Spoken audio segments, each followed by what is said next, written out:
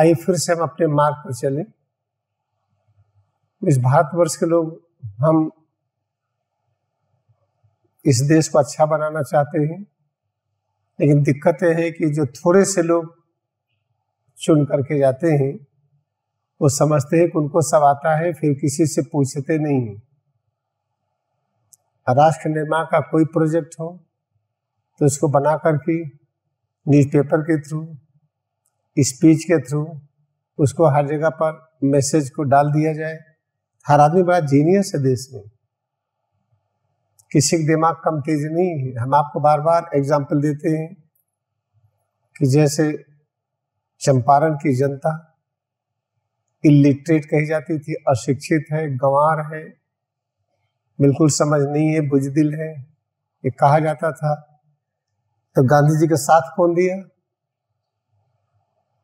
चंपारण के लोगों ने। जो कहा जाता बिल्कुल डरपोक है, कायर है, किसने न्यायपालिका को घेर लिया चारों तरफ से? चंपारण के लोगों ने। तो एक आवाज उठनी चाहिए पूरी जनता से। कोई भी प्लानिंग करे, जैसे कुंभ मेले की प्लानिंग, माघ मेले की प्लानिंग, कोई रोड बना रहे हो, कुछ भी कर रहे हो, उस प्लानिंग को करें, दो साल तक देखें, पूरी जनता में जाए, जनता का विचार ले। विचार असमझ सोचे जो पढ़ लिख करके गए, हम प्रोफेसर है, पीएचडी है, हम आईएएस है, आईपीएस है, हम गवर्नर रहे हैं, मुख्यमंत्री रहे हैं, हम ये सब रहे। इस आधार पर ज्ञानी मत सोचिए। चंपारण के एक एग्जाम्पल है, एक सामान्य जनता को भी समझाइए ये जो कर रहे हैं क्या है, ये देश को ठीक करने के लिए आवश्यक है क्या, ये तब देश ठीक होगा। ये नहीं तो आज हम हो गए प्राइम मिनिस्टर, कल आप हो गए, आज हम मुख्यमंत्री, कल आप हो गए, आज हम गवर्नर, कल आप हो गए। अपनी अपनी हम लोगों ने कर दिया जैसे लोगों ने पहले किया था। जिम्मेदारी परंपरा में हम जिम्मेदार हो गए। 100 गांव हमारे हैं, 200 गांव हमारे हैं, इतने हमारे स्लेव हैं, इतने गुलाम हैं। ये सब नियम किसने बनाया था? चंपारण के लोगों क्या कही, एक तरह की गुलामी थी। उनको डांट करके, मार करके नील का उद्योग कराते थे। अपना गेहूं, चावल, दाल नहीं उगा सकते थे, खाने बिना मर रहे थे। तो स्लेव ही तो थे, गुलाम ही तो थे। किसने इंडिया का मूवमेंट दिया? इसके बाद अगर हम सोचते हैं नहीं, जो लड़ाई झगड़ा हुआ उससे हमारा देश आजाद हुआ। सुभाष चंद्र बोस की एक स्पीच है, उनका लिखा हुआ है, हम फौज और सेना बना रहे हैं, अगर हम जीत गए, हम अंग्रेजों को हटा दिए, हम लड़ाई करके ऐसे तो जाएंगे नहीं। तो जाके गांधी जी के चरणों में बैठेंगे, हम कह देंगे अब आप देश चलाइए। सुभाष चंद्र बोस गांधी जी के बारे में इस तरह से कहते हैं, और राष्ट्रपिता सुभाष चंद्र बोस ने डिक्लेयर किया है।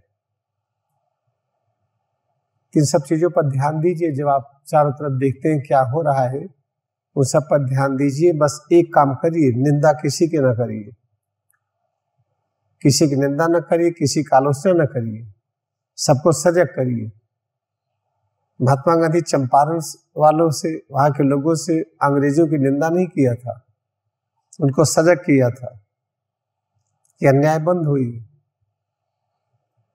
तो उनको आतंकवादी घोषित किया था गांधी जी को। बाद में क्यों वो सारे जेल मंदिर हो गए। जब जाते थे कोर्ट में तो जो जज थे खड़े हो जाते थे। इन सब चीजों पर सोचिए। राष्ट्र बनाने का केवल जिम्मेदारी उन लोगों पर नहीं है जिनको आप चुन करके भेजे हैं, या गांव के प्रधान है पूरे गांव को बना देंगे, ऐसा नहीं संभव है। ब्लॉक प्रमुख पूरे ब्लॉक को बना देंगे, ऐसा संभव नहीं है। इन सब पर ध्यान दीजिए कि राष्ट्र के निर्माण का आपका योगदान होना चाहिए। कैसे होगा इसमें देख लीजिए, होली साइंस, इसमें राष्ट्र निर्माण की पूरी बात लिखी है, जिसको हम बार बार दोहराते भी हैं। फिर आज से अगर राष्ट्र निर्माण के बारे में नहीं सोचते तो ध्यान नहीं होगा। ये मत सोचिए कि ध्यान अलग है, राष्ट्र निर्माण अलग है, राजनीति अलग है, व्यापार नीति अलग है, शिक्षा नीति अलग है। इसको भूल जाइए। नीति एक ही होती है। तो कौन सी नीति जिससे हम जुड़े, जो सूत्र नंबर 12 से 18 में लिखा है, हम किसी से घृणा नहीं करेंगे। और क्या है, हम कोई मान नहीं करेंगे, अभिमान नहीं करेंगे। हम कहते हैं कि सारे जहां से अच्छा हिंदुस्तान हमारा, तो सारे जहां से अच्छा ये वसुधैव कुटुंबकम कहां से आ गया? हम भारत को सबसे आगे देखना चाहते हैं, तो भारत का नारा ही नहीं है। हम सुखी होना चाहते हैं, सबको सुखी करते हुए। हम ज्ञानी होना चाहते हैं, सबको ज्ञानी बनाते हुए। हमें शांति चाहिए, सबको शांति देते हुए। भारत का तो ये नारा है, सनातन धर्म ये है। ये कि सब चीजों पर चिंतन करिए अगर आप चाहते ध्यान हो। क्रियायोग का मतलब क्या है? होली साइंस की सूत्र को याद करिए। अगर हम घृणा करते हैं, घृणा अपने से कर रहे हैं, इतना कठिन काम नहीं कर सकते हैं। पूरा राष्ट्र इतना बड़ा कैसे ठीक होगा? अपने को कमजोर समझना ही घृणा करना है। ये काम बड़ा कठिन लगता है, ये सब घृणा करना है, तो घृणा करना मना है। या आप छोटे हैं, आप कमजोर हैं, ये कहना भी घृणा करना है। आप कम अच्छे हैं, वो ज्यादा अच्छे हैं, वो बहुत अच्छे हैं, वो एकदम बेकार है। ये घृणा के भिन्न भिन्न सूत्र हैं, ये मना किया गया है। और कोई भी अच्छा काम करना हो तो उसमें देरी करना लज्जा कहते हैं। कार्य को पोस्टपोन करना आलस्य है। तो आलस्य को लज्जा का एक बहुत बड़ी शक्ति कहते हैं। तो हम आलस्य के बहाने हम चीजों को पोस्टपोन करते हैं। सोचते कि करेंगे तो लोग कहेंगे क्या। जैसे महात्मा गांधी, उनकी कैसी स्थिति थी। एक परमहंस योगानंद का लेक्चर है, लाइट ऑन गॉड, किसी दिन आपको सुनाएंगे हम। आप गूगल में खोज लीजिए, लाइट एंड गॉड पर जब लेक्चर दे रहे हैं तो उसमें कहे कि हम कमरे में हैं, हम लोगों के सामने नहीं है। ध्यान कितनी गहराई में थे कि चल नहीं पा रहे थे, समाधि की गहरी अवस्था में थे, लेकिन विल पावर से बोलने में सक्षम थे। बहुत अच्छा स्पीच है वो। महात्मा गांधी की स्थिति थी, हमेशा ध्यान की बहुत गहराई में रहते थे, इसे कंधे पर हाथ रख करके चलते थे। उतने कोई ध्यान की गहराई में हो तो करवट नहीं ले पाएगा, एक कदम चल नहीं पाएगा। गांधी जी मनु और अभया कभी किसी न किसी के दो बहनों के कंधे पर हाथ रख के चलते थे। आप कहते हैं आदमी के कंधे पर क्यों नहीं रखे? आदमी मिलते ही नहीं थे, सेवा भाव कम होता आदमी लोगों में। तो कंधे पर हाथ रख करके चलना उचित है कि न चलना उचित है? कभी ध्यान की गहराई में तो आप आए नहीं, कभी ध्यान की गहराई में आकर के देखिए, आप करवट नहीं बदलेंगे। लेटेंगे तो बैठने का मन नहीं करेगा, बैठेंगे तो खड़े होने का मन नहीं करेगा, चल नहीं पाएंगे। इस तरह महात्मा गांधी की अंतिम 2-3 साल अवस्था थी। लगभग 1942 से शुरू हो गया था गहरे ध्यान की अवस्था का अनुभूति, और 46 से लेकर के 48 तक तो पूरे उसी ध्यान में ही रहते थे। उसी का प्रभाव था। नोआखाली में गए, कत्लेआम बंद हो गया। कलकत्ते में गए, कत्लेआम बंद हो गया। कश्मीर में गए, हर जगह उसी ध्यान के आभा मंडल में गए थे। इन सब चीजों के बारे में आपको प्रश्न करना चाहिए, हम तो हैं उत्तर देने के लिए। लोग कहते गांधी जी लड़कियों कंधे पर हाथ रख के क्यों चलते थे? आप बताएंगे ध्यान की गहराई होगी तो किसके कंधा पकड़ करके उठेंगे? काम करना है कि नहीं करना है? यानी 20-20 दिन का उपवास कर रहा है, उपवास करने के बाद ध्यान की और गहराई लग जाती है, तो उस बाद कैसे चलेगा? वो नहीं चलेगा तो काम कैसे होगा? लेकिन आलोचना करने के लिए चाहिए, क्योंकि गांधी जी की हाइट इतनी ऊपर है तो उसको छू नहीं पाएंगे। जैसे कहते अंगूर खट्टे हैं, लोमड़ी ने कहा या जिसने भी कहा अंगूर हमें नहीं चाहिए, खट्टे हैं, उसको कूद के पा नहीं रही थी, कभी खट्टे हैं। तो इसलिए याद रखिए, किसी से घृणा न करिए, अपने से घृणा न करिए। हम आप मिलकर के देश नहीं बना पाएंगे, ये घृणा करना होगा।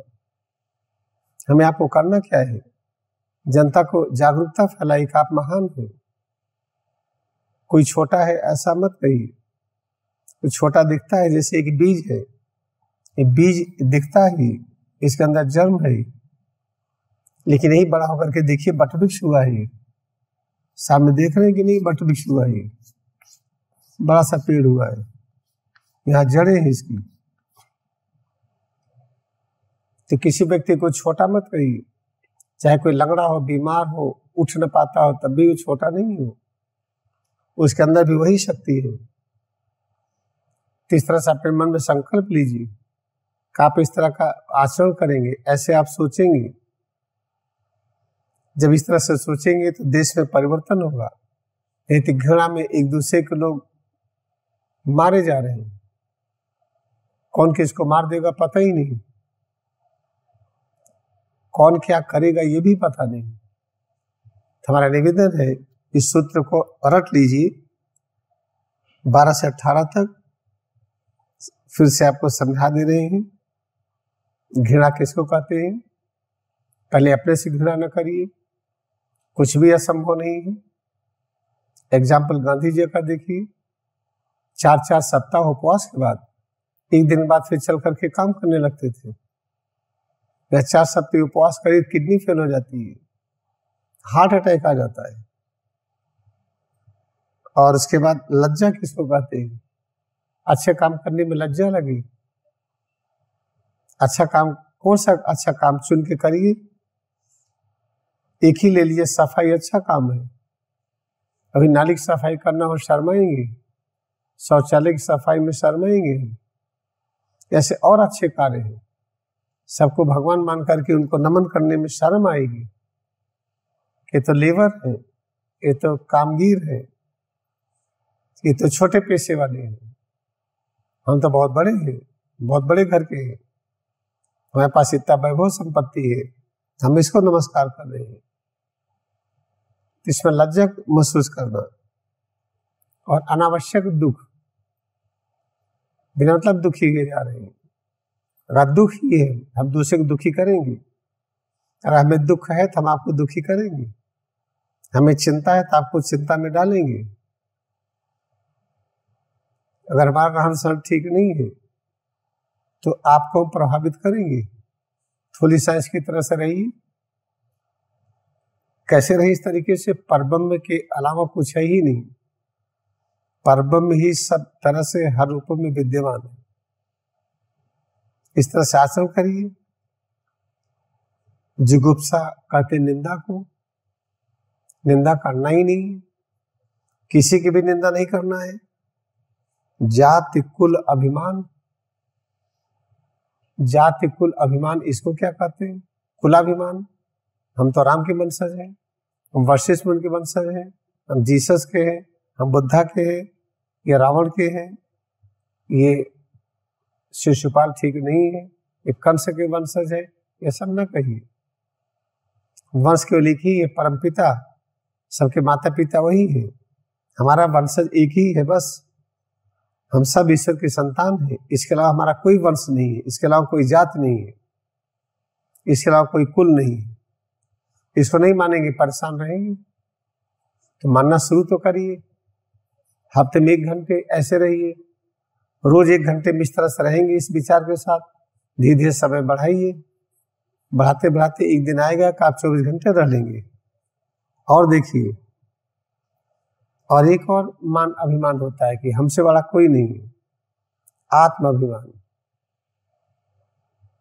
हम सबसे बड़े हैं, हम उनसे अच्छे हैं, वो हमको नहीं पहचानते हैं, सबसे अच्छा तो मैं हूँ, इम्तिहान मैंने दिया, हाईएस्ट नंबर हमको आना चाहिए। ये बहुत बड़ा, ये गलत शिक्षा है। शिक्षा में हाईएस्ट नंबर हमको आना चाहिए, ये नियम ही गलत है। शिक्षा में हम कैसे लेके आगे बढ़े, हम जितने के लोग के आगे बढ़ गए हैं उतने हम सच मार्ग पर हैं। ये शिक्षा इस तरह कभी शुरू ही नहीं हुई है, अभी शुरू हुई है कि हम क्लास में फर्स्ट आ जाए, उससे हमको आगे जाना है। पिछले कक्षा में वो फर्स्ट आया था, इस बार हम आएंगे। ये गलत शिक्षा है। इसे अशांति हर जगह, अशांति अशांति है। तो कम से कम हम लोग जो क्रियायोग ध्यान सीख रहे हैं उनके अंदर आवश्यकता है इस तरह का। जब ये करेंगे तब क्या होगा, तब हम वीरत्वम, तब हम वीर कहे जाएंगे। वीर का मतलब नहीं हम कितनी दूर भाला फेंक दिए, कितना वजन उठा लिए, मैराथन में आगे आ गए, इसको वीर नहीं कहते हैं। वीर कहते हैं जो इन 8 से अप्रभावित हो। इसमें लिखा हुआ देखिए, अगला है तदा चित्तस्य महत्तम वीरत्वम वा removal of the 8 boundary leads to magnanimity of the heart. Magnanimity of the heart, जब हृदय हमारा विराट हो जाता है तो उसको वीर कहते हैं। हृदय में सबका स्थान हो, वीरता उसको कहते हैं। यहाँ पर वीरता क्या है, किसी को पछाड़ दीजिए, हम बड़े वीर हैं, बड़े बहादुर हैं। हर चीज की जो उल्टी परिभाषा हो गई थी, सत्य काल का ज्ञान के उल्टी परिभाषा कल काल में हो गई। अभी भी हम उसी को याद रखते हैं। जब द्वापर युग आ गया, इसलिए ये पुस्तक द्वापर युग के लिए है, इसको आप पढ़िए। और सूरवीर बनने का अर्थ नहीं कि हम कितने को मार दिए, हम इतने सेनाओं को मार दिए, इतने चाइनीज को मार दिए, इतने पाकिस्तानी को मार दिए, इतना दुश्मन को मार दिए, इसको वीरता नहीं कहते। ये है कलिकाल की वीरता। अब द्वापर युग आ गया है, इसे वीरता कहते कि हमारा हृदय कितना बड़ा हो गया है, उस हृदय में कितने लोग समा गए हैं, इसको वीरता कहते हैं। और हमें आपको जिम्मेदारी लेनी है इस पृथ्वी पर शांति फैलाने के लिए, क्योंकि आप क्रियायोग कर रहे हैं, या हम आप या जितने लोग इस पृथ्वी भूमंडल पर क्रियायोग कर रहे हैं, सबकी जिम्मेदारी यही। कि वीरता का मतलब ये नहीं है लड़ाई होकर के कितने दुश्मन के सेनानियों को मार दिया। 2 देशों में लड़ाई हुई, दुश्मन के सेनाओं को हमने पछाड़ दिया, इसको वीरता नहीं कहते। लिखा द्वापर युग का है, ये द्वापर युग का ही नहीं है, हर युग का है ये स्क्रिप्चर। इससे वीरता की परिभाषा लिखा है। चित्त जब यानी महान हो जाए, महान का मतलब चित्त का मतलब हृदय, हृदय इतना बड़ा हो जाए उसमें सबका स्थान हो जाए, ज्ञानी भी अज्ञानी भी रहे,